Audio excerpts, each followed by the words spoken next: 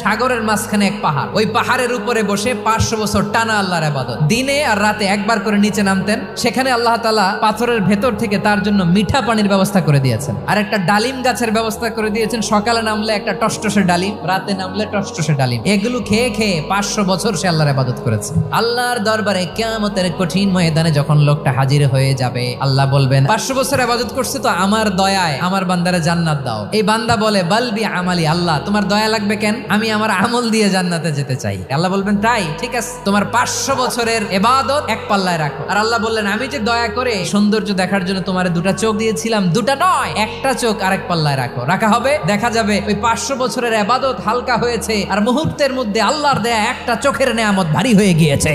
ফলাফল দেখো, হিসাব বলে তুমি এখন জাহান্নামে যাবা, যাও এবার জাহান্নামে যাও। এবার লোকটা কাচুমাচু করে বলে আল্লাহ এবার আমি বুঝতে পেরেছি তোমার দয়া ছাড়া দুনিয়ায় কেউ জান্নাতে যেতে পারবে না।